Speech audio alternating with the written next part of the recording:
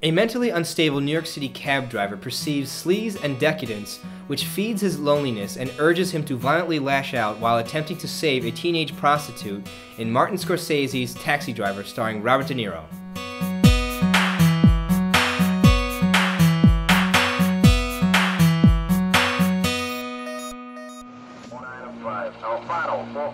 De Niro.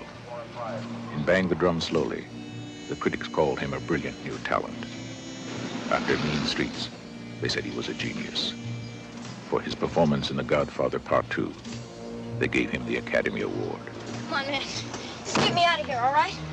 Now, Robert De Niro creates a terrifying portrait of life on the edge of madness. Now, Taxi Driver, in my view, is the definition of an American classic, and it certainly brings out the true nature of the anti-hero, and it features a great cast of Robert De Niro in perhaps his greatest performance of all time, a very young Jodie Foster in an Academy Award-nominated performance, Harvey Keitel, Sybil Shepherd, Peter Boyle, and Albert Brooks. Now, like I said before, the anti-hero is definitely the focus of this movie, and the whole movie is centered around De Niro's character, Travis Bickle, who has become cemented as one of the landmark American cinematic characters of all time. The whole movie is based upon the world that Travis Bickle sees. A lot of the scenes are shot from inside the cab, which alludes to the idea that everything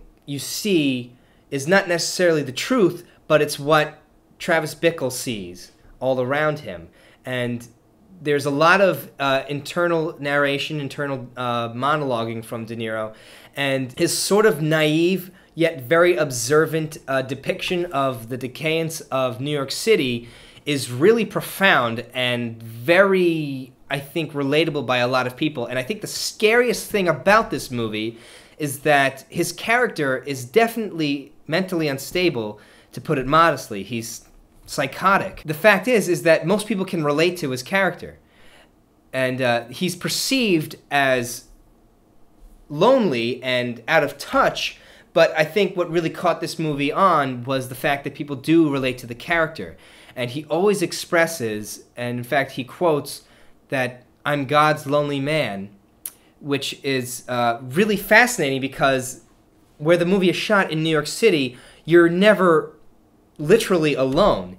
He's surrounded by people, yet he says that he's alone, which I think is just a fascinating concept. And the only true way that I think you can capture loneliness is when you're surrounded by people. And I've got to say, it's not a happy movie. And I always say, if you're depressed, you should never watch this movie.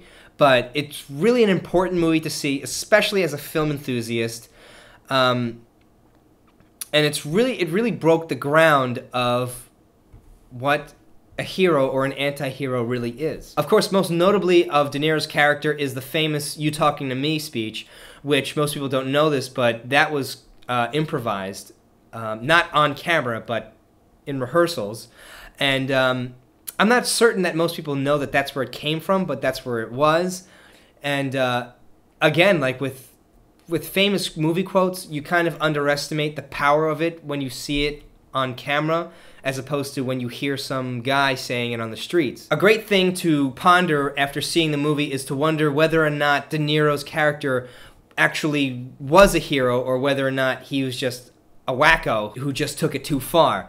So let me know in the comments what you think of Taxi Driver. Was De Niro's performance as great as compared to other great performances that he's had? What did you think of Jodie Foster's first appearance on film? The impact that this movie had as a landmark film, and the issues of the anti-hero. And that's pretty much it. Talking to me? Well, who the hell else are you talking to? Talking to me? Well, I'm the only one here. I don't believe I've ever met anyone quite like you.